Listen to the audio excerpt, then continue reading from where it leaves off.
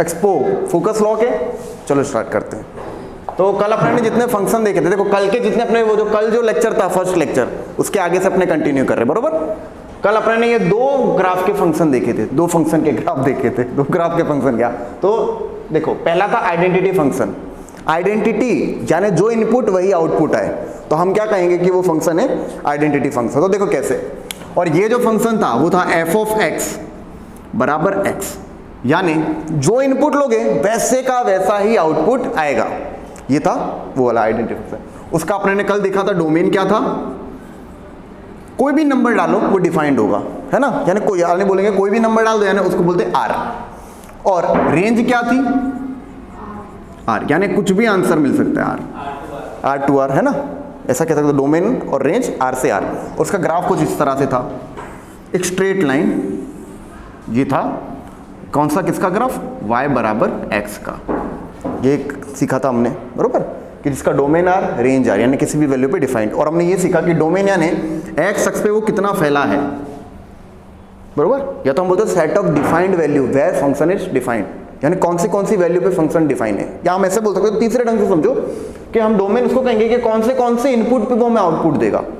तो कोई भी इनपुट ले लो, कोई भी नंबर ले लो, सेट की बात होके तो फंक्शन की बात कर रहे तो नंबर के बारे में सोचो, कोई भी नंबर पे इसका आंसर आएगा कि नहीं आएगा, हर नंबर पे आएगा कि नहीं, यानी हर नंबर यानी आर, यानी आर पे डिफाइंड है। और जो नंबर डालोगे वैसे का वैसा ही आउटपुट आएगा, यानी रेंज भी आर हुई, समझे।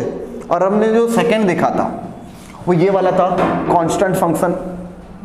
कांस्टेंट यानी हिंदी में हम कहते हैं अचर, और गुजराती में આપણે कहीશું अचड़।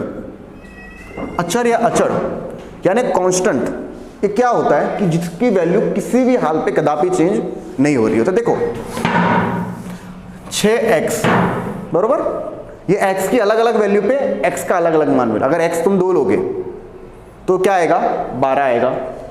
x अगर तुम 3 लोगे तो क्या आएगा, 18। x की अलग अलग वैल्यू पे अलग अलग आउटपुट आएगा। अब ध्यान दो, पर सिर्फ 6 होता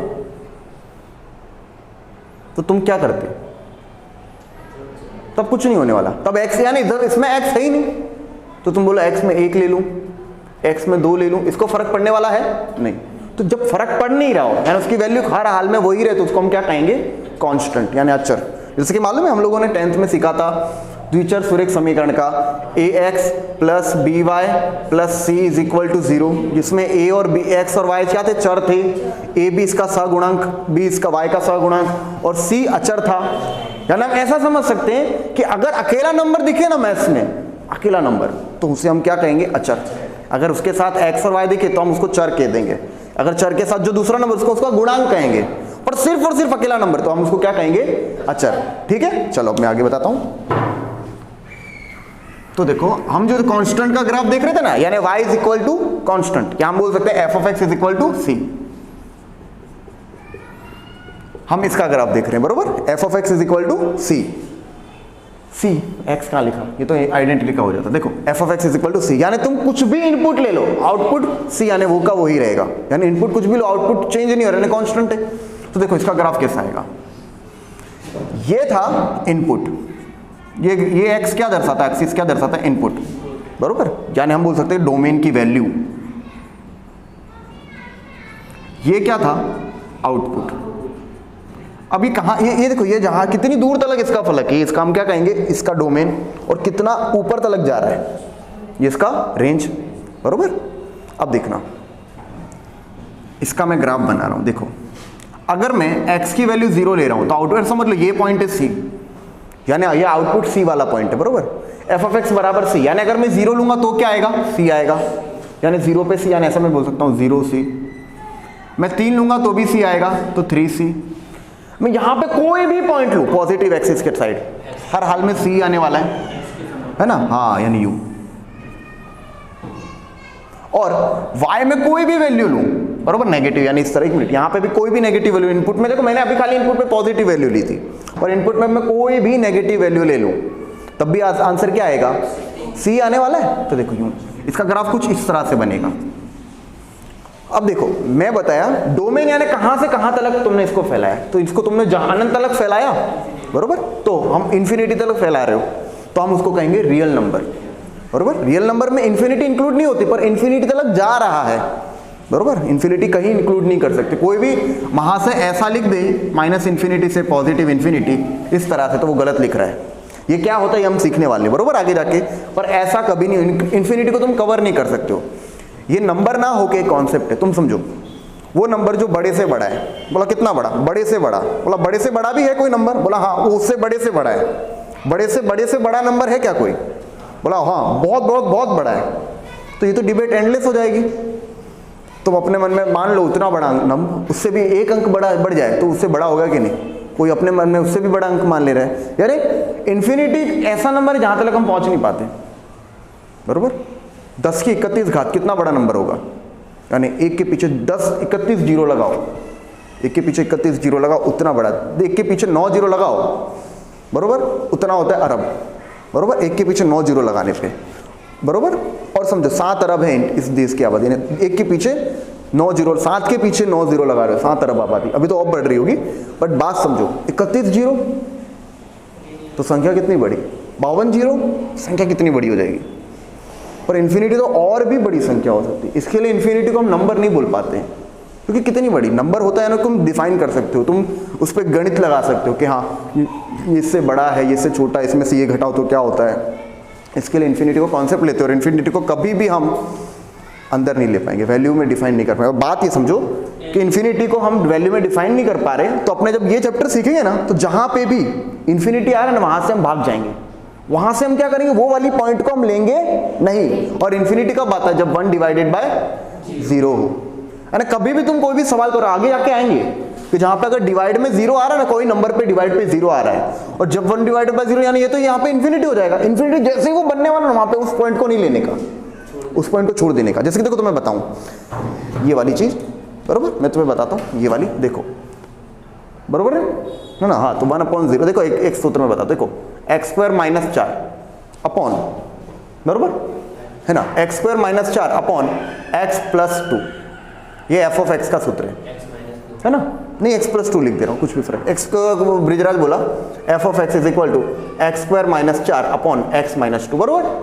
अपना ये एक अलग फंक्शन है, ये अलग फंक्शन है। अब देखो डोमेन हम किसको कहेंगे, set of values where function is defined, set of values where function is defined. कोई भी वैल्यू लो, कटेगा, आंसर आएगा। जैसे कि तुम बोलो, चलो एक लड़का बोलता सर मैं 4 लेता हूं, मैं बोला चला f(4) ले, तो क्या होगा, 4 का वर्ग 16 - 4, 4 + 2 6, 16 - 4 12, 12/6 2 आएगा।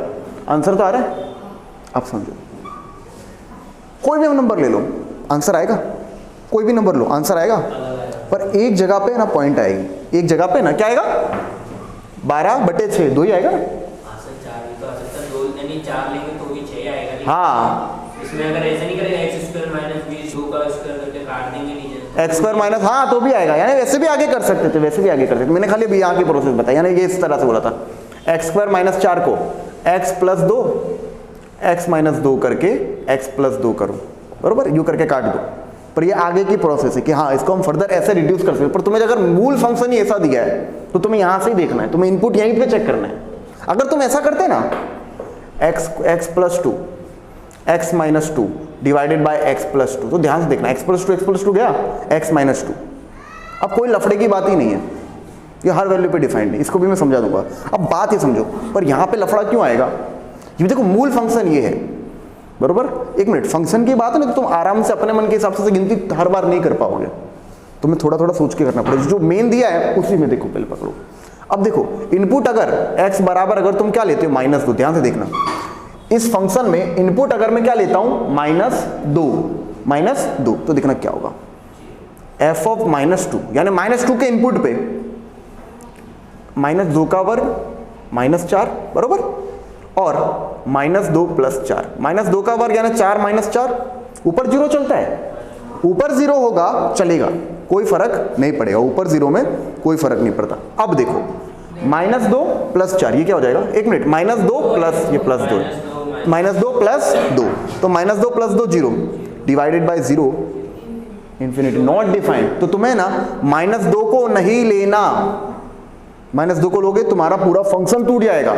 इंफिनिटी से भागते हैं, तुम लोग 12th तक की जितने भी ट्रिग्नोमेट्री या जितना भी मैथ सीखोगे, वहां पे अगर डोमेन रेंज में कहीं पे भी इन्फिनिटी पे जाने वाला पॉइंट आएगा, यानी ग्राफ पे अमुक पॉइंट आएगा जहां पे तुम्हें इन्फिनिटी मिलेगा, वहां पे तुम्हें क्या करना है, नहीं जाना। अगर तुम ग्राफ की लाइन ड्रॉ करो तो तुम्हें एक स्ट्रेट लाइन मिलेगी जिसमें एक पॉइंट डॉटेड पॉइंट आएगा, मैं तुम्हें बताऊंगा उसका ग्राफ। अब ध्यान दो, तो इसकी वजह से तुम क्या लिखोगे कि डोमेन बराबर आर, हर वैल्यू पे डिफाइंड है, पर एक स्पेसिफिक वैल्यू पे डिफाइंड नहीं। वो वैल्यू कौन सी है, -2। तो बस ये घटा दो, सारी वैल्यू ले लो। एक मिनट, -2.21 कर लो तो भी डिफाइंड हो जाएगा, -2.22 कर दो तो भी डिफाइंड हो जाएगा, पर एग्जैक्टली -2 पे ये डिफाइंड नहीं है। और एग्जैक्टली -2 पे डिफाइंड, उसके अलावा हर जगह काम चंगासी हो रहा है। तो जब सब कुछ चंगासी है तो सब कुछ ले लो, पर जहां चंगासी नहीं उसको हटा दो। सर 0 हो तो क्या वो ऊपर 0 नीचे 0, एक मिनट, ऊपर 0 हो तो 0 रहेगा और नीचे कुछ भी हो चलेगा, बरोबर। ऊपर 0, एक मिनट, 0 ऊपर हो और नीचे एनीथिंग हो चलता है, पर उल्टी कंडीशन नहीं है, बरोबर। ऊपर एनीथिंग और नीचे 0 वो नहीं चलता, बरोबर। तुम समझो, उसका महत्व बहुत अलग है क्योंकि कई सारे इंप्लीकेशन आते हैं। एक मिनट, गणित क्या होता है, हाइपोथेसिस पे चलता है। तुम एक नियम बनाते हो, नियम हर कंडीशन पे लगाते हो, पर जब तुम 0 से डिवाइड करते हो तब गणित के कई सारे रूल धड़ाधड़ टूट रहे होते हैं, बरोबर। इसके लिए अपने उसको बोलते हैं इन्फिनिटी पे जा रहा है, और इन्फिनिटी पे अलग चीजें होती हैं। याद है अपने लोगों ने प्रूव किया था अनंत संख्या का योग -1/12, याद है, रामानुजम सम पे करके। अनंत संख्या, अनंत धन संख्या का योग, यानी अपने सोच नहीं सकते, तुम लोगों को नहीं पता। हाँ, तो यार एक मिनट, अपने सोच सकते हो कि अनंत संख्याएं तुम जोड़ दोगे, पॉजिटिव अनंत नंबर हो। एक मिनट, 1 के साथ 2 जोड़ो, कितना होगा, 3 के साथ, एक मिनट, 3 के साथ 3 जोड़ो 6, 6 के साथ कितना, 5 आएगा ना, 11। यानी देखो 1 + 2 + 3 + 4 + 5 + 6, जैसे जैसे आगे बढ़ते जा रहा हो संख्या बढ़ती जा रही है कि नहीं बढ़ती जा रही। रामानुजन ने कैसा प्रूव किया कि 1 + 2 + 3 + 4 + 5 + 6 से लेके कितने अनंत तक जाओ, यानी n तक जाओ, इन्फिनिटी तक जाओ, और उनको ऐड कर दोगे ना तो उसकी गिनती आएगी -1/12। मैं बताऊंगा तुम्हें पूरा का पूरा। एक मिनट, ये चीज है ना, ये चीज अपने जब सीक्वेंस एंड सीरीज स्टार्ट करेंगे ना तब ये वाली चीज प्रूव करके दिखाएंगे। और लॉजिकली प्रूव किया है, ऐसे प्रूव नहीं किया, लॉजिकली प्रूव किया है। क्या वो नहीं चलेगा, इसी की बात हो रही ना। तो देखो, तो ये जो चीज इतनी महत्वपूर्ण है कि सीक्वेंस एंड सीरीज पे ये चीज जब लॉजिकली प्रूव होगी, हाँ, और अपने ने सारा का सारा ऐसे नहीं कि बस बोल दिया मन हुआ मैंने कर दिया, नहीं, गिनती करके बताया। इसके लिए इन्फिनिटी तक है ना, मैथमेटिशियन जल्दी अप्रोच नहीं करते हैं। और रामानुजन के बारे में इसीलिए तो ये कहा गया the man who new infinity, यानी अनंत पे क्या होता है वो रामानुजन को पता था। और उसने बहुत पहले, और अभी क्या होता, मैंने थोड़ा आर्टिकल पढ़ा था कि कैम्ब्रिज में लगभग रामानुजन की खोई हुई नोट मिली। उस नोट में जो मैथ्स का यूज हुआ है ना, वो मैथ्स कितने मैथमेटिशियन नहीं जानते।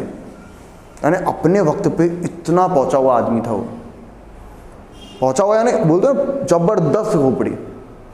गणित शास्त्र में ये कोई छोटी मोटी काम नहीं होती है, जब अद्भुत कहवाए, समझ रहे हो, रामानुजन। इसके लिए तुम समझ रहे हो, कभी भी तुम अगर मैथमेटिकल सर्कल में बात करोगे ना तो one of the greatest genius of mathematics, बरोबर, उनमें रामानुजन का नाम बड़े आदर से लिया जाता है। और उसमें कोई ऐसा नहीं होता, साइंस की कम्युनिटी में ऐसा नहीं होता हो कि इंडियन है या ऐसा है, सब इज्जत सबकी सेम होती है। न्यूटन है तो न्यूटन ब्रिटिश है, अब अपने इंडिया पे तो ब्रिटिशरों ने राज किया था, अपने ऐसे नहीं बोल सकते कि न्यूटन का गणित पढ़ेंगे ही नहीं है, न्यूटन ने मैकेनिक्स पढ़ना है, नहीं, साइंस अलग चीज़ होती है, वो क्रॉस बॉर्डर होती है। तो वैसे ही जितनी इज्जत न्यूटन की होती है, वैसे मैथमेटिकल सर्कल में रामानुजन की ऐसी इज्जत है। चलो ब्रिजराज एक मिनट पोज कर दो, बरोबर। तो अब हम स्टार्ट करते हैं पॉलिनोमियल फंक्शन, यानी घातांकीय फलन। घातांकीय फलन यानी उसमें क्या आएगा, घात।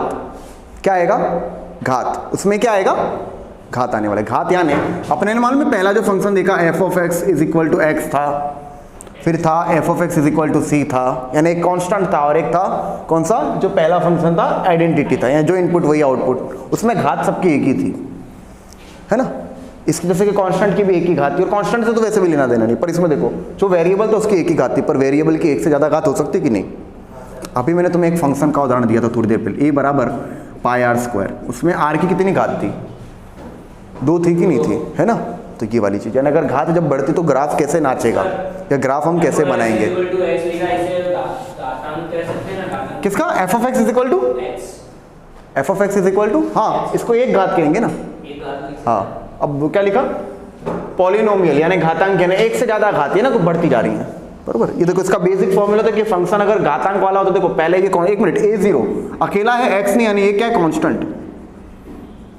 इसका जनरल स्वरूप कि घातांक के फलन जनरल स्वरूप में कहते a1x प्लस, जैसे जैसे जैसे हम आगे जा रहे हैं ना, घात बढ़ती है। देखो a2 यानी सेकंड कांस्टेंट टर्म, बरोबर, यानी ये क्या, ये इसके साथ जुड़ा है यानी, बरोबर, और x पर जैसे जैसे जा रहे हैं an, तो x की कितनी घात हो गई, n घात, ठीक है। अब उसमें देखो घातांक के फलन में इसका तो मैंने इन दोनों, देखो उसी के हिसाब से ये दो ग्राफ का अपने को फलन देखना है, ये दो फलन का ग्राफ देखना है। तो देखो f of x is equal to x पर, बताओ ये घातांक के फलन हुआ कि नहीं हुआ, बरोबर। वो क्या था, वो समपरिमाणीय था। समपरिमाणीय ने एक मिनट एक घात हो तो उसको हमें ना लीनियर कहते हैं, पता है ना। सुरेख समीकरण हमने पिछले साल सीखा था। क्यों हमने सुरेख समीकरण कहा था, क्योंकि जितने भी वेरिएबल थी उनकी कितनी घात थी, एक। यहाँ पे कितनी घात है इसकी, 2, और इसकी कितनी घात है, 3। तो हम दोनों का क्या देखेंगे, ग्राफ देखेंगे, ठीक है। अब ध्यान देना, ठीक है। अब जब हम ग्राफ देखेंगे ना, बात पकड़ना पहले, f of x is equal to x square, इसका ग्राफ देखना है। इनपुट और आउटपुट देखो थोड़े थोड़े पॉइंट लेते हैं और कनेक्ट करते जाते हैं, बरोबर है ना, थोड़े थोड़े पॉइंट लेते हैं और कनेक्ट करते जाते हैं।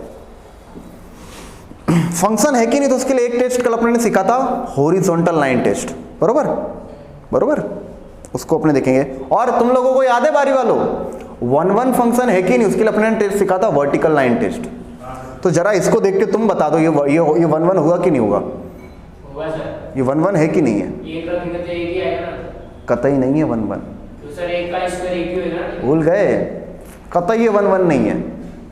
पता है क्यों नहीं है, अभी मैं ड्रॉ करता हूं, तुम लोग नहीं पढ़ोगे ना, तुम एक मिनट, तुम लोगों को ये आगे आएगा सीखने में, पर अभी देखोगे ना तो तुम्हारे दिमाग में ब्लिंक हो जाएगा कि अच्छा ये भी बात होगी, क्योंकि कल तो तुम्हें खाली यूं ही लाइन बताई थी, y एक्सिस वाली, x एक्सिस की लाइन होगी, तो क्या उसका क्या इंप्लीकेशन है, वो क्या कहना चाहता है। चलो पहले अब देखते हैं। अब देखो अगर अपने को नहीं पता चल रहा कैसे ग्राफ बनाना, तो देखो थोड़े से पॉइंट ले लो, और पॉइंट 2-4 पॉइंट लेके तुम्हारा दिमाग अपने आप आइडिया देता है कि क्या करना है, बरोबर। ये देखो ये x और ये f ऑफ x बोल दो या y बोल दो, बात एक ही है। अगर मैं इनपुट 0 लेता हूं तो आउटपुट क्या होगा, है ना, देखो x स्क्वायर 0, तो f ऑफ x भी क्या होगा, 0, यानी हम बोल सकते हैं ना y बराबर x स्क्वायर, यही वाला था ना फॉर्मूला, f ऑफ x बराबर ये रहा। तो देखो अब मैं x बराबर 1 लेता हूं तो y क्या आएगा, 1। अब मैं x बराबर -1 लेता हूं तो क्या आएगा, 1 अगर लूंगा, एक मिनट, x बराबर क्या ले रहा हूं, -1 ले रहा हूं, तो y क्या आएगा, देखना, -1 का स्क्वायर, यानी तब आएगा 1। अगर मैं -2 ले रहा हूं तो क्या आएगा, +2 ले रहा हूं तो क्या आएगा, 3 ले रहा हूं तो क्या आएगा, -3 ले रहा हूं तो क्या आएगा, बरोबर। डोमेन और रेंज पकड़ना, कोई भी वैल्यू पे इसका आंसर आएगा। मैं कोई भी इनपुट डाल सकता हूं, कोई भी नंबर डाल सकता हूं इसमें, कुछ भी। तो कोई बोले सर 5 डाल दो, सर 8 डाल दो, कोई भी नंबर डाल, है हर वैल्यू पे डिफाइंड है ना। तो पहले चलो अभी इसका ग्राफ ड्रॉ करते, देखो, बरोबर, ध्यान देना, बहुत कमाल की चीज आएगी हमेशा। ये तुम्हारे लिए एंट्री पॉइंट आया।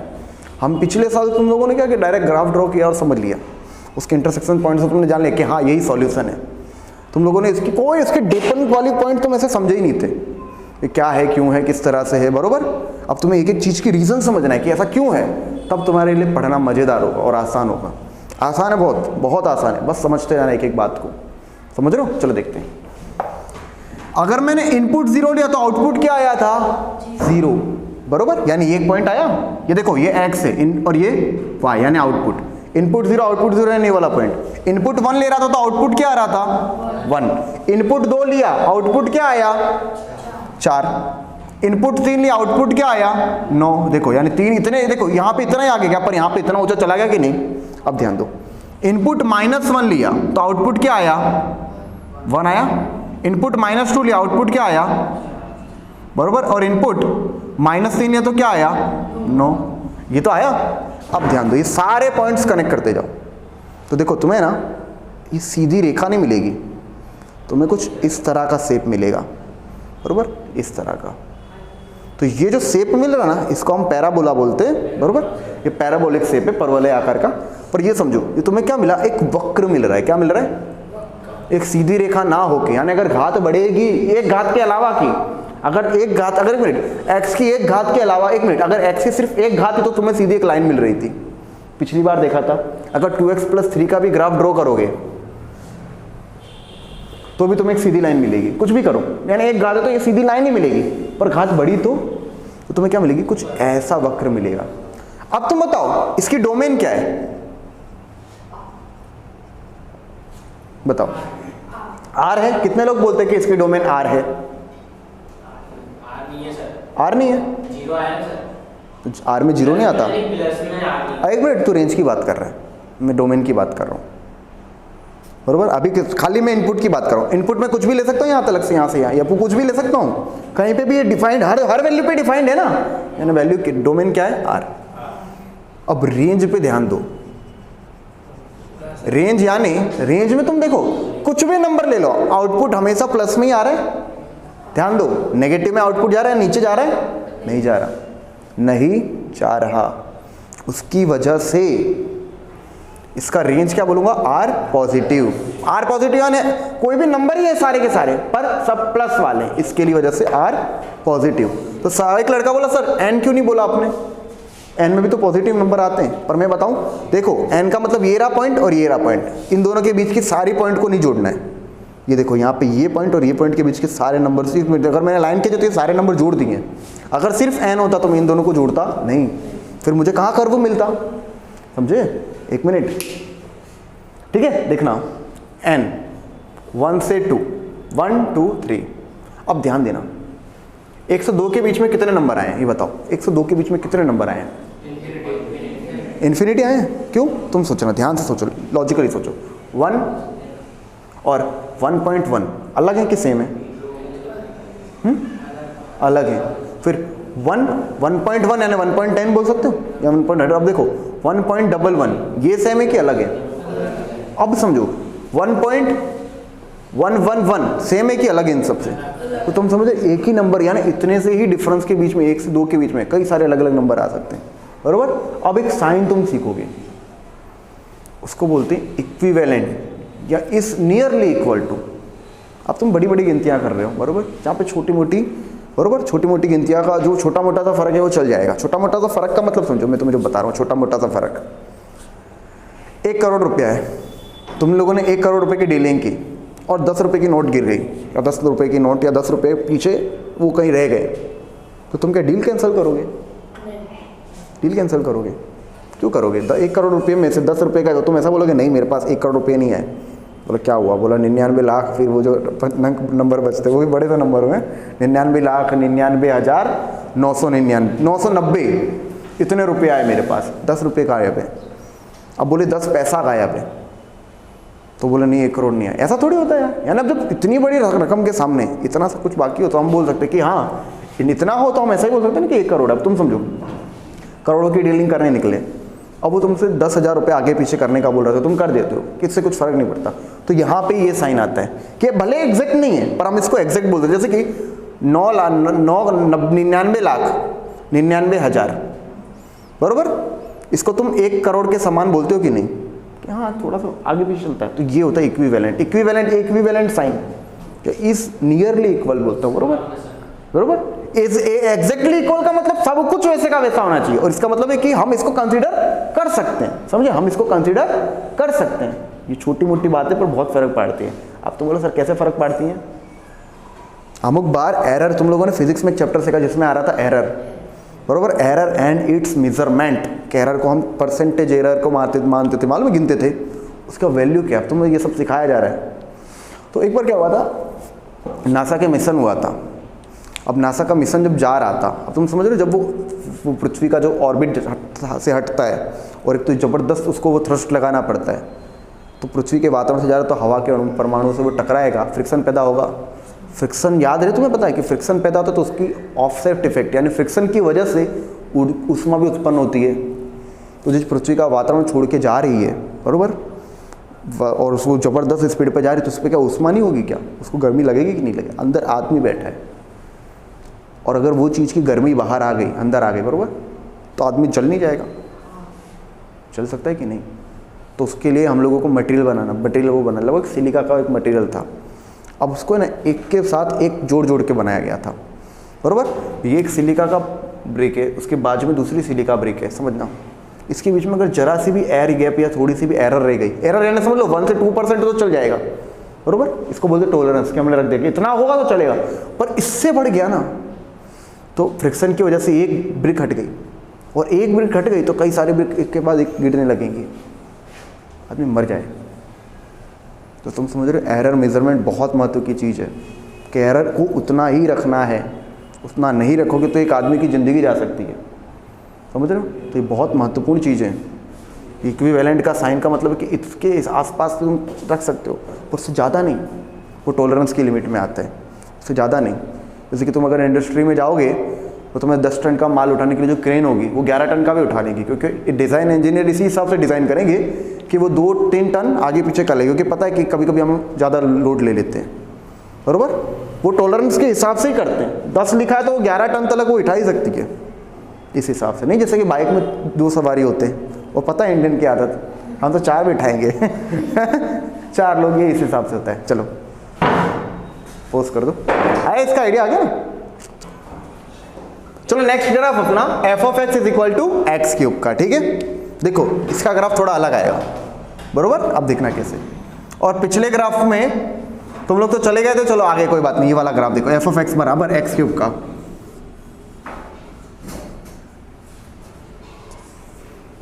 ये रहा x और ये रहा y, यानी एफ ऑफ एक्स, बरोबर। x 0 ले रहा हो तो y क्या आएगा 0, x 1 लूंगा तो y, x 2 लूंगा तो y 8, x -1 लूंगा तो -1। देख रहे हो पिछली बार आउटपुट हर हाल में पॉजिटिव ही आ रहा था, यानी इस तरफ जा रहा था, अब आउटपुट का ग्राफ कुछ अलग होगा। अगर x -2 लूंगा तो बरोबर। चलो ये 4 पॉइंट पे देखो, अब देखो और समझ लो, एक पॉइंट ले लो, 3 लो तो 27 और -3 लो तो बरोबर। अब देखना ग्राफ, ठीक है, देख ध्यान से देखो, ठीक है। 0 पे 0, 1 पे 1, 2 पे 8, यानी देख रहे हो इतना ऊपर, 3 पे 27 यानी एकदम 3, यानी इस पे 27 यानी एकदम इधर, समझ रहे हो। फिर वैसा ही यहाँ पे, फिर यहाँ पे 2 पे 8, फिर यहाँ पे 3 पे 27। तो देखो ये जब ग्राफ ड्रॉ करोगे ना, याद रखना एक स्ट्रेट लाइन नहीं होगी, एक कर्व होगा। घर पे जाके ग्राफ पेपर पे ड्रॉ करके देखना, बरोबर। तुम लाइन को जोड़ोगे ना तो ऐसे कर्व मिलेगा, और ये कंप्यूटर ग्राफिक्स से इनको जोड़ा जाता है। अनंत बिंदु होते, इसके बीच में कितने सारे पॉइंट होंगे, और वो अनंत बिंदुओं को जोड़ के जब ग्राफ मिलेगा ना तो वो कुछ एक कर्व ऐसा मिलेगा, समझ रहे। देखो इस तरह से यूं कर्व ये होता है। ब्रिजराज ये 1-1 फंक्शन है, ये देख कैसे ये फंक्शन है कि नहीं, पहले ये चेक करो। देखो इधर से एक लाइन डालो, एक ही पॉइंट को इंटरसेक्ट कर रही है, बरोबर। ये भी लाइन एक ही पॉइंट को इंटरसेक्ट कर रही है, तो ये है। अब 1-1 है कि नहीं वो कैसे चेक करते हैं, देखो वर्टिकल लाइन ड्रॉ कर, ये एक ही पॉइंट को टच कर रही है तो ये 1-1, यानी ये देखो ये वाला, 1 मिनट, ये वाली लाइन क्या दर्शा रही थी, इनपुट।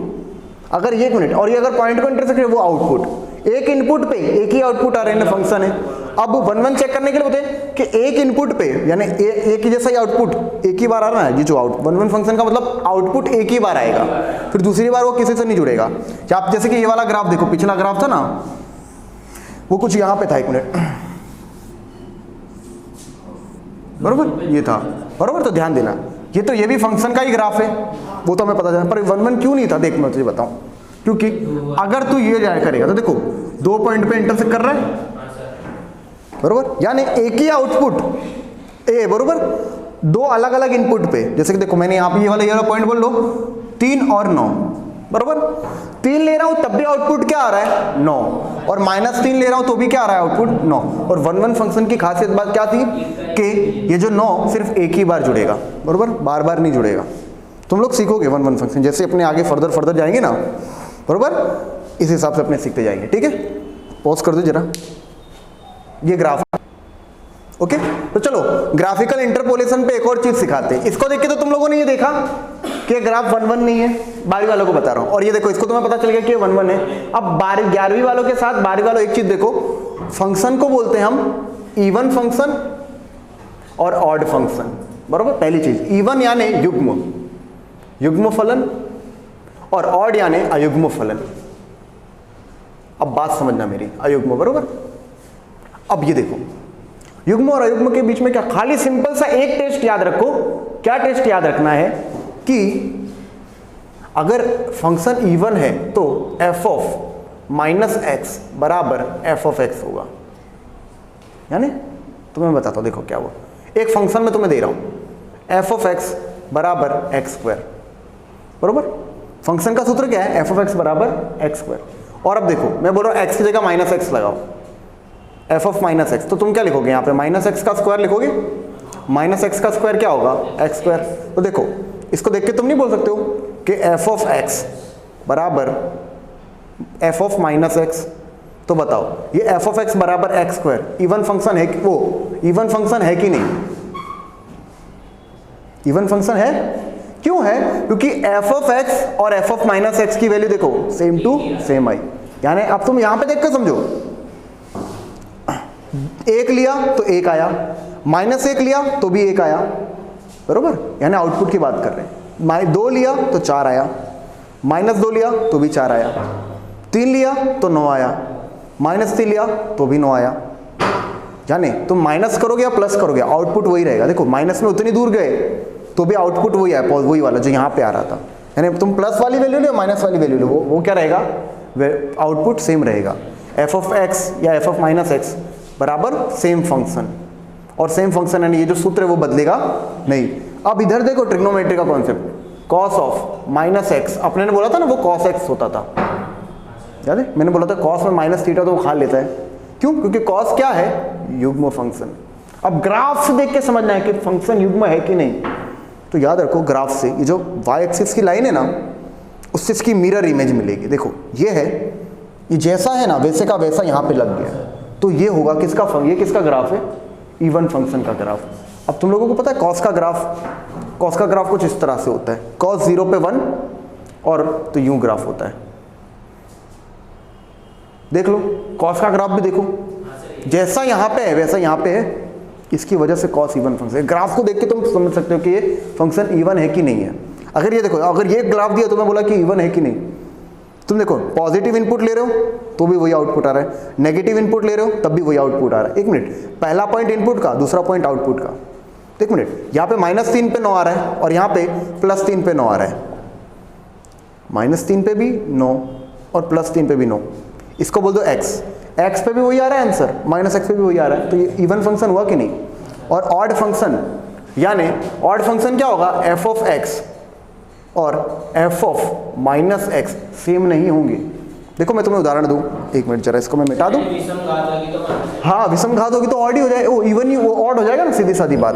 चलो इसको मैं मिटा रहा हूँ ना, इतने को किसको मिटाऊँ, हाँ इसलिए दोनों इसमें मुद्दे पे तो मैंने बात कर ली। चलो ये वाला देखो, तो एफ ऑफ एक्स जो अपने ने बता रहा हूँ, देखो एक मैंने इसका ग्राफ ड्रॉ किया ना एक्स क्यूब का, बरोबर, एफ ऑफ एक्स बराबर एक्स क्यूब। अब एफ ऑफ माइनस एक्स लो तो क्या होगा, -x का क्यूब। -x का क्यूब क्या होगा, माइनस बाहर आ जाएगा तो माइनस तो हो जाएगा x क्यूब। यानी ऐसा बोल सकता हूँ एफ ऑफ -x बराबर, अभी देखो माइनस और ये देखो ये x क्यूब को तो तुम fx लिख सकते हो, यानी ऐसा बोलोगे। ऐसा हो तो हम बोलेंगे फंक्शन क्या है, ऑड। यानी ये दोनों एग्जैक्ट सेम ना हो, पर ये बस इसका ये क्या क्या इसमें इसमें क्या क्या माइनस बाहर आ गया तो ये ऑड है। और माइनस खा ले, देखो माइनस खा ले, देखो तो क्या है, इवन। जैसे कि कॉस माइनस थीटा बोलो या कॉस थीटा बोलो, एक ही बात है, तो कुछ फर्क नहीं पड़ता। पर देखो अपने लोगों ने सीखा था ट्रिग्नोमेट्री में, साइन माइनस थीटा दिया तो तुम ये बोलोगे माइनस बाहर निकाल लो, तो ये ऑड फंक्शन है और ये इवन फंक्शन है।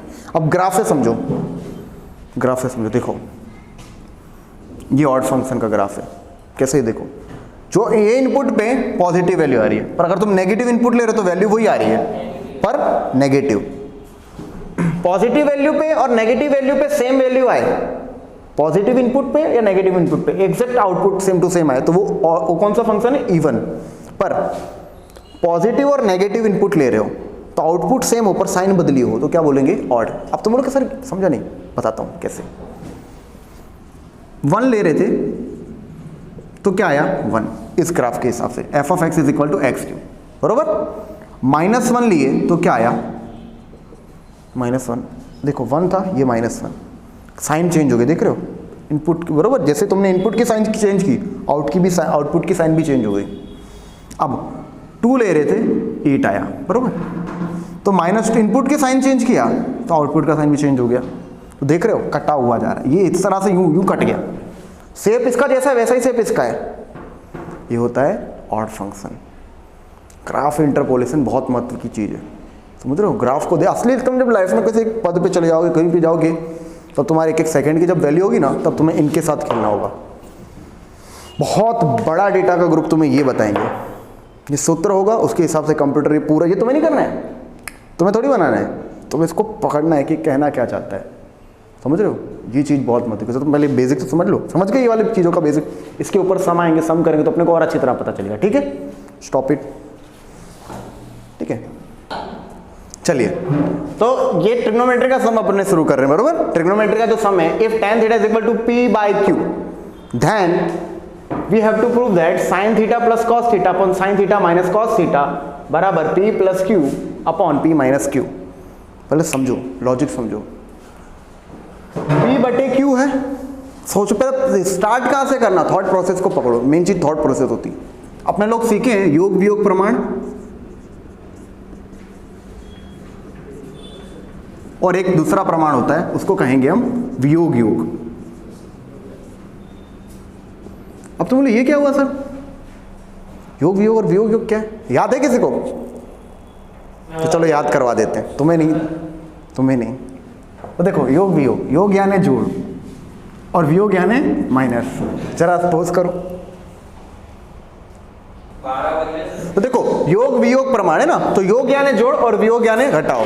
उसी हिसाब से वियोग यानी माइनस और प्लस। देखो प्रमाण लेना यानी अपूर्णांक में कुछ दिया होगा, समझ लो ऐसे दिया है p बटे में q, जैसे कि ये दिया है उसी को ले रहा हूं, बरोबर। और यहां पे भी देखो p बाई q, ठीक है।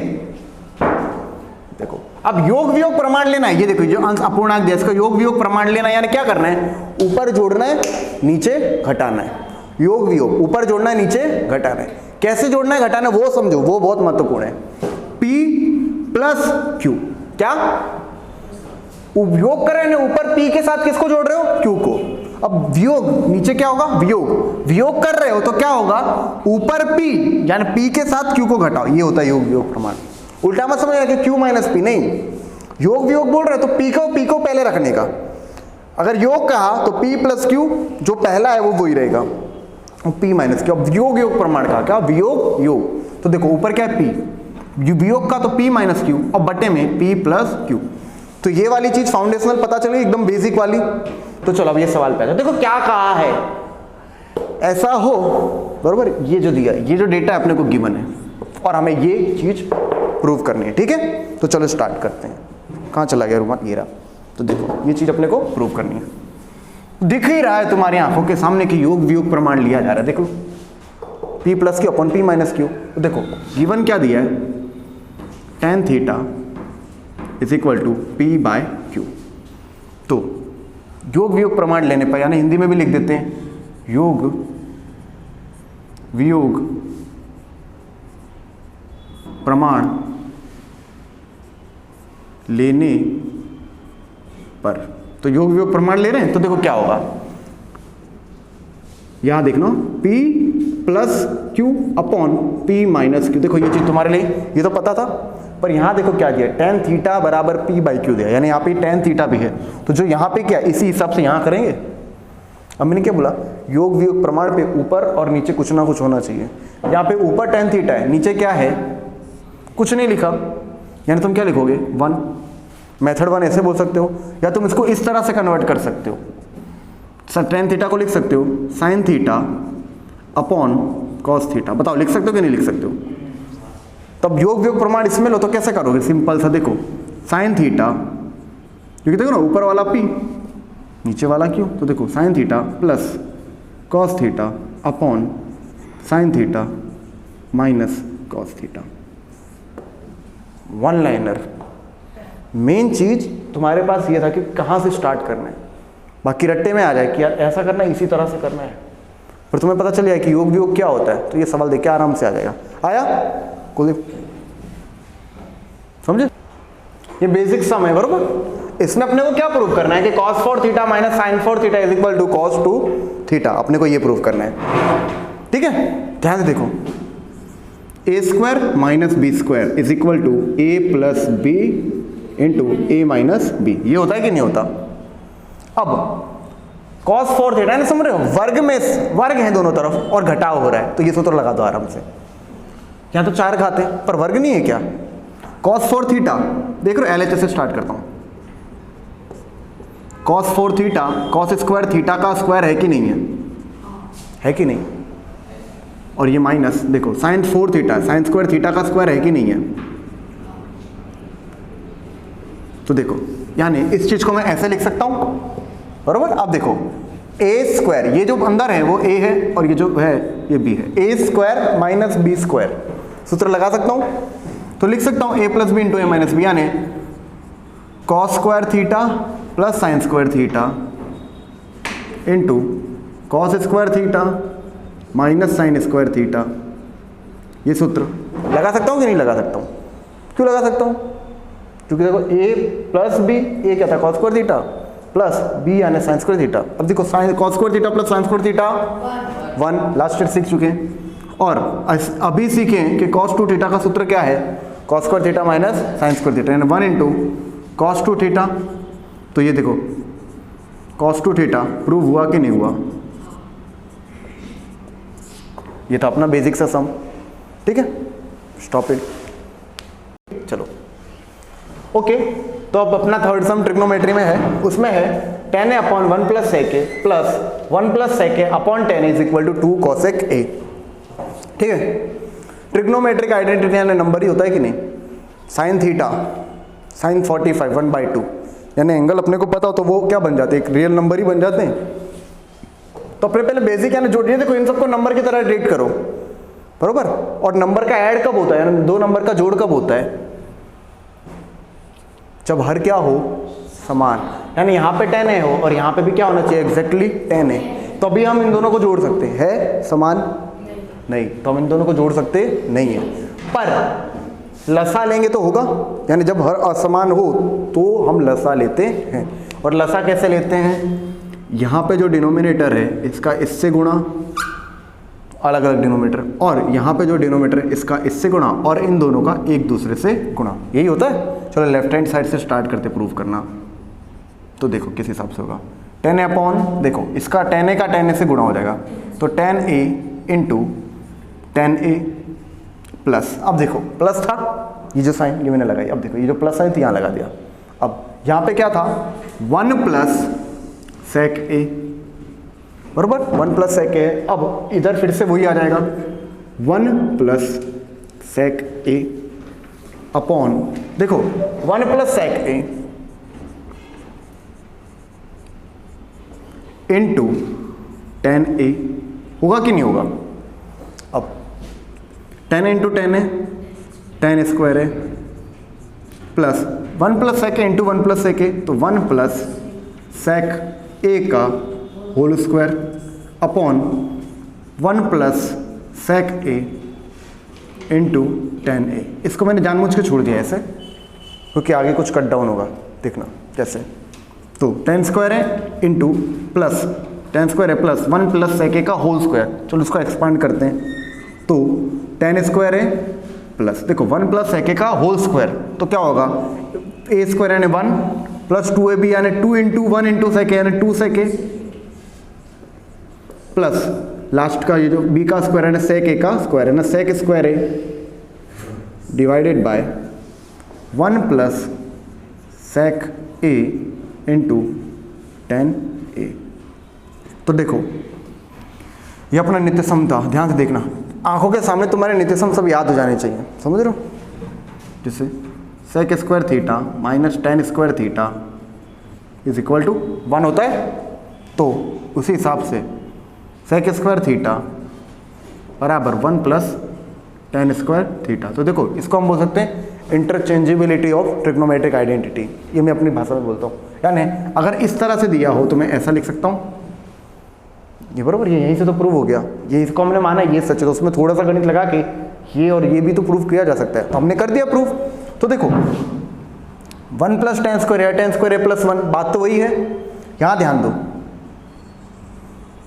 टेन स्क्वायर ए प्लस 1 है कि नहीं, तो उसको मैं सेक स्क्वायर ए लिख सकता हूँ कि नहीं लिख सकता, तो देखो लिख दो, तो ये देखो मैंने ये लिख दिया सेक स्क्वायर ए। अब कहाँ से आया तुम्हें पता चल गया है कि नहीं, प्लस 2 सेक ए प्लस सेक स्क्वायर ए अपॉन 1 प्लस सेक ए इंटू 10 ए।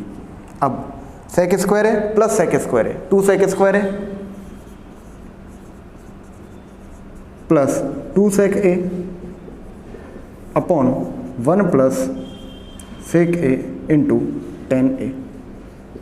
तो देखो 2 सेक स्क्वायर है प्लस 2 सेक ए, तो देखो 2 सेक ए कॉमन निकलेगा कि नहीं, वो कॉमन निकाल लिया तो क्या आ जाएगा, 2 सेक ए कॉमन निकलेगा तो क्या आया 1 प्लस सेक ए, 1 प्लस सेक ए आया, और देखो डिनोमिनेटर 1 प्लस सेक ए इंटू 10 ए। देखो ऊपर और नीचे सब गुणे में है बराबर, कहीं किसी का जोड़ घटाव नहीं हो रहा। देखो इसके साथ ये गुणे में, तो देखो ये सेम टू सेम, ये सेम टू सेम कट गया बराबर। अब जब कट गया तो क्या बचा, इसको मैं यहाँ लिखता हूँ 2 सेक ए अपॉन 10 ए, यही हुआ।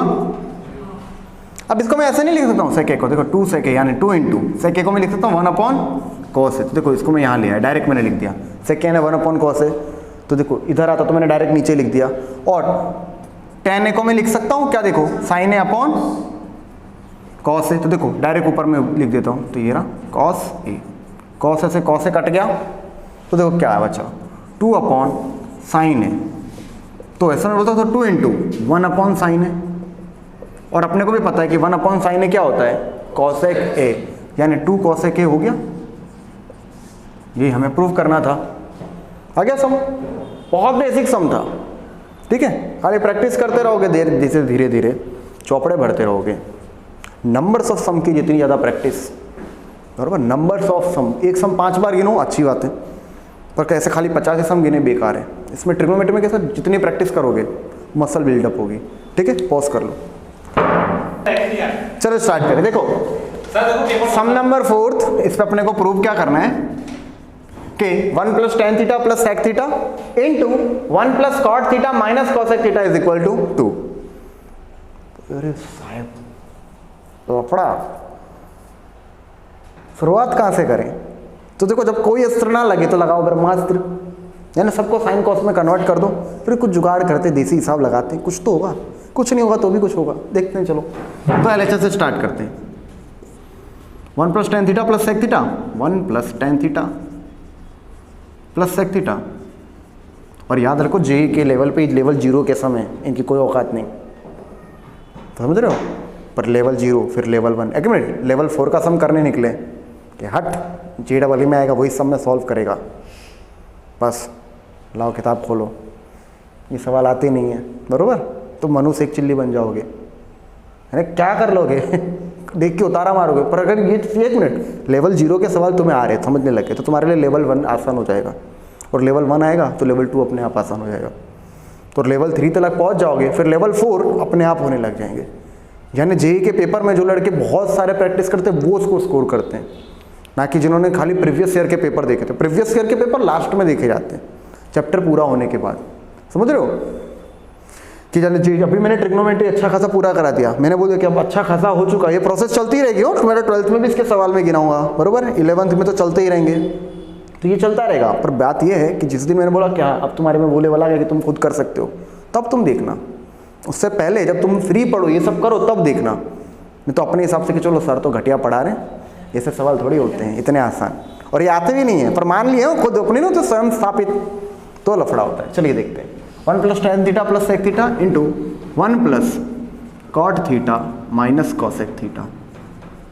तो देखो 1 plus tan theta plus sec theta sine cos में कन्वर्ट करना है, तो 1 प्लस tan को अपने लिखते ना sine theta upon cos theta, sec theta को अपने लिखते थे 1 upon cos theta plus into 1 plus cot theta को अपने क्या लिखते थे cos theta upon sine theta minus 1 upon sine theta. Okay,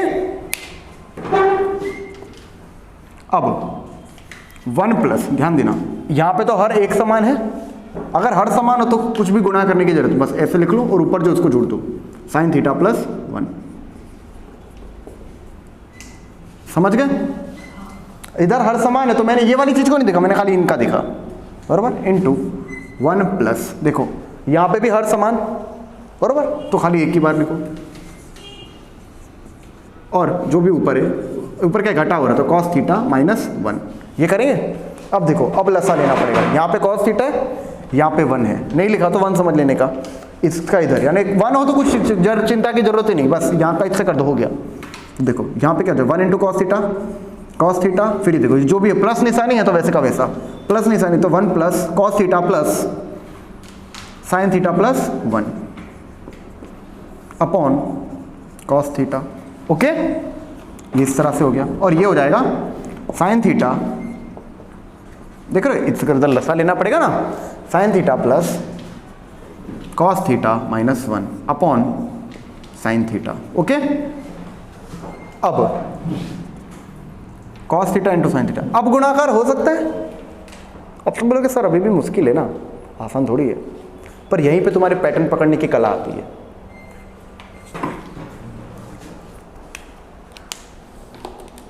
ये सूत्र सीखे, a plus B into A minus b is equal to a square minus B square. अगर यानी एक टर्म प्लस में एक टर्म माइनस में हो, बरोबर, दो ही टर्म में है, वही दो टर्म, एक ही है और दूसरी भी, एक बार पॉजिटिव हो रहा है एक टाइप नेगेटिव, यानी एक बार दो टर्म को जोड़ रहे हो एक बार घटा रहे हो, तो हम ऐसा लिख सकते हैं। तो सर इसमें और इसमें क्या प्रासंगिकता है, यानी कहाँ जुड़ाव दिख रहा है, मैं दिखा रहा हूँ ना, इसको a बोल दो, ये a है cos theta plus sine theta, ये भी तो a है cos theta plus sine theta बोलो, sine theta plus cos theta बोलो, बात तो वही है। इसको बोल दो b और इसको भी बोल दो b, तो ये भी तो b होगा, देखो b है a plus B into a minus b. सूत्र लग रहा है कि नहीं लग रहा, तुम्हारी आंखों के सामने सूत्र लग रहा है ना, तो सूत्र पकड़ लेने का होता है। 8वीं में आंखों के सामने से सवाल होते तो अपना धड़ाधड़ कर लेते थे, पर यही तो मैंने तुम लोगों को 8वीं में कहा गया था कि आगे काम आएगा, तो देखो आगे यहाँ काम आया, बरोबर। तो देखो ये इस तरह से, अभी तुम्हारा, अब ये सूत्र दिए नहीं है, तुम्हारी आंखें ढूंढने की, और वो तुम कब ढूंढ पाएंगे, जब तुमने ये अच्छी तरह से 8th में प्रैक्टिस की होगी, यानी हर चीज जाके कनेक्ट हो रही है। तो देखो cos theta plus sine theta plus 1, cos theta plus sine theta minus 1, यानी a plus B into A minus b, तो a square minus B square, ये पूरा का पूरा टर्म a है, यानी मैं ऐसा बोलूँगा cos theta plus sine theta का स्क्वायर, बरोबर, a plus B into A minus b, तो a square minus B square, यानी यहाँ पे मैं क्या लिखूंगा 1। ये समझे, इन दोनों का गुणा हुआ।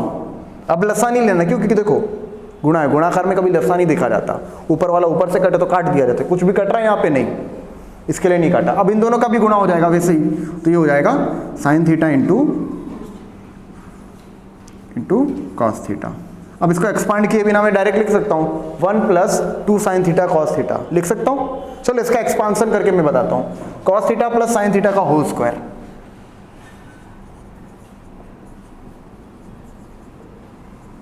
Cos theta plus sine theta का होल स्क्वायर, ठीक है। तो देखो cos theta plus sine theta का होल स्क्वायर, तो देखो हो जाएगा cos square theta plus 2 sine theta cos theta plus cos square theta, यही होगा। तो cos square theta plus sine square theta, देखो cos square theta plus sine square theta क्या होगा 1 plus 2 sine theta cos theta. अब देखो 2 sine theta cos theta की जगह मैं साइन 2 थीटा भी लिख सकता हूँ, बरोबर, तो ऐसा लिख दिया, चलो ठीक ना, 1 प्लस साइन 2 थीटा।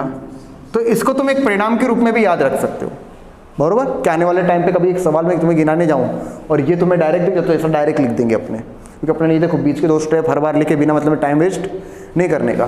तो देखो cos theta plus sine theta, तो उसको मैं लिख देता हूँ 1 प्लस साइन 2 थीटा माइनस 1, बरोबर, 1 प्लस, हाँ 1 प्लस साइन 2 थीटा, वो चलेगा, वो अपने आगे कर दूंगा, 1 plus sign 2 theta minus 1 upon sine theta into cos theta. अब देखो 1 से 1 गया, तो ऊपर क्या बचा, sine 2 theta upon sine theta into cos theta. अब देखो ध्यान से, sine 2 theta upon sine theta into cos theta, वहाँ पे क्या अक्षर खराब हो गए थे ना, कटेगा, बरोबर। मैंने क्या ये वाला टर्म लिखना होता है, पर मैंने ये लिख दिया क्योंकि ये क्या परिणाम मैंने बोला नहीं, ये परिणाम है तो परिणाम ही लिख दिया।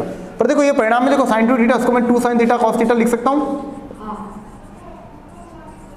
Upon sine theta into cos theta, cos theta sine theta cancel, 2 आया। ये है हमारा आंसर, ये इस तरह से प्रूव होता है। समझ में आया? ठीक है, स्टॉप इट। ठीक है, स्टार्ट कर दिया। तो चलो सम ये रहा कि log 10 बेस 1 डिग्री, बरोबर, log base 10 tan 2 degree plus log 10 base tan 3 degree up to log 10 base 89 degree, बराबर। उसकी मुझे वैल्यू फाइंड आउट करनी है कि व्हाट इसकी वैल्यू क्या होगी। तो इस पे कौन से हम कॉन्सेप्ट का यूज करेंगे पहले वो देख लेते हैं। ठीक है, कि पहले तो देखो बेस समान हो, बेस यानी ये देखो ये कौन सा बेस है, ये देखो 10 बेस, उस पे 3 A B C यानी log 10 base A, log 10 base B, log 10 base C हो तो हम उसको ऐड अप करके ऐसा लिख सकते हैं log इंटू log, वही बेस के अंदर यानी सिंपल log निकाल के वो जितने भी घटक है उनको मल्टीप्लीकेशन पे लिख सकते हैं। और दूसरा प्रॉपर्टी कि log का कोई भी बेस हो अगर 1 दिया है तो वो क्या होगा, हमेशा 0। ठीक है, तो चलो अब सम स्टार्ट करते हैं। उससे पहले एक मिनी कॉन्सेप्ट बता देता हूँ, या मिनी सम। इसी के अंदर देखो अपने लोगों ने जो 10th में सम सीखा था ना, वो मिनी कॉन्सेप्ट याद करा दूँ कि अपने लोग सीख चुके थे कि हमको प्रूव करने को आया था 10th में sum, tan 1 degree, tan 2 degree, tan 3 degree up to tan 89 degree 1, सीखे थे कि नहीं? और इसका लॉजिक क्या था, कॉम्प्लीमेंट्री एंगल 189 90, इसको कॉट में कन्वर्ट करेंगे, tan इंटू कॉट 1। ये हवा में मैंने गिनती बताई, अब प्रूव करके बताता हूँ क्या। तो तुम समझ रहे हो, थिंकिंग तुम्हारी ऐसी होनी चाहिए ट्रिग्नोमेट्री के टाइम पे कि तुम्हें ये सारे के लॉजिक पता हो जाए। समझ रहे हो, सवाल गिनने से पहले तुम्हारा दिमाग आइडिया दे दे कि हाँ ये क्यों ऐसा मैं करूँ, ये मैं क्यों क्या करने वाला हूँ और उसका क्यों बहुत पकड़ना है, उसके लिए प्रैक्टिस करते रहना। चलो देखते हैं। तो tan 1 degree plus tan 2 degree into tan 3 degree, tan 3 degree up to देखना tan 45 डिग्री, वो मैं इसका लिख रहा हूँ। अब देखो इसके बाद लिखे tan 87 degree, tan 88 degree into tan 89 degree. अब ध्यान से सोचो, कोई लड़का ऐसा पूछा सर tan 89 दिया, बरोबर, इतने तक की दिया, सर tan 90 क्यों नहीं दिया? tan 90 की वैल्यू पता अपने लोगों ने 10th में ट्रिग्नोमेट्री टेबल पे देखा था, क्या होता था, इनफाइनाइट। क्यों होता था मालूम है? tan 90 यानी sin 90 अपॉन cos 90। sin 90 होता है 1, cos 90 होता है 0। और मैंने बताया अभी और 10th में भी याद करवाया था, याद है कि अगर बट्टे में 0 आ जाए ना तब इनफाइनाइट, तो इनफाइनाइट पे नहीं जाना, इसके लिए 89 तक रखा, बरोबर। और हमें प्रूव करना है कि इसकी वैल्यू क्या आएगी, 1। तो देखो कैसे प्रूव करेंगे, देखो तो tan 1 tan 2 tan 3 से लेके tan 89, तो देखो tan 1 tan 2 tan 3, देखो यहाँ पे लास्ट में लास्ट क्या आएगा, tan 44 आएगा कि नहीं आएगा, देखना जिस हिसाब से। अब बीच में एक पॉइंट है वो है tan 45, ध्यान देना। अब यहाँ पे है ना, अब tan 45 से ये जितने भी एंगल आ रहे हैं ना उनको मैं कन्वर्ट करूंगा कॉट में। देखना ये tan 89 है, उसको मैं ऐसा लिख सकता हूँ 89 को tan 90 माइनस 1, 90 माइनस 1 लिख सकता हूँ। 90 माइनस 1 लिखा तो क्या होगा, cot 1। अब जब मैं इसको cot 1 लिख रहा हूं उसी हिसाब से ये क्या होगा, cot 2, ये क्या होगा, cot 3। अब यहां पे लेके cot 44 तक आएंगे अपने, देख रहे हो, cot 1 इंटू tan 1 क्या होगा, 1। सीखे थे कि नहीं, tan theta into cot theta, याद है, tan इंटू cot। देखो tan 1 इंटू cot 1 क्या होगा, 1। tan 2 इंटू cot 2 क्या होगा, 1। tan 3 इंटू cot 3 क्या होगा, 1। वैसे ही जाते जाते tan 44 इंटू cot 44, यहाँ पे भी बीच में टर्म्स आएंगे, क्या होगा, 1। और अब बीच में खाली एक टर्म बचा था जिसकी जोड़ी नहीं बन रही थी, tan 45 बचा, और tan 45 भी क्या है, 1। तो देखो यानी क्या है, 1 इंटू 1 इंटू 1, बराबर कितने टाइम्स, देखो कितने, 22 प्लस 23 बार, 23 टाइम्स। और 23 बार कैसे, देखो 44 तलक था और यहाँ पे भी देखो 44 तलक, यानी कितनी जोड़ी बनी, 22 जोड़ी बनी कि नहीं बनी, tan इंटू कॉट की। और ये अकेला है यानी 23 बार इन सब की देखो tan इंटू कॉट 1 होता था, एक बार आया फिर से तो 2, यानी ये देखो 44 तलक की डिग्री थी और यहाँ पे भी 44 तलक की जोड़ी बनाई, तो ऐसा कितनी बार एक आया, 22 बार। और ये तो 30 बार यानी 23 टाइम्स। अब 23 टाइम्स एक की कितनी भी घात हो, यानी 1 की 23 घात, 1 की कितनी भी घात हो क्या होता है, 1 होता है कि नहीं होता, बरोबर। तो ये होता है 1 ऐसे। अब देखो लॉजिकली सोचो, tan इंटू कॉट क्या होता है 1, ये tan 1 है, वहाँ कॉट tan 89 है, वो कॉट 1 है, tan 89 लिखा है पर अपने बोल सकते कॉट 1 है।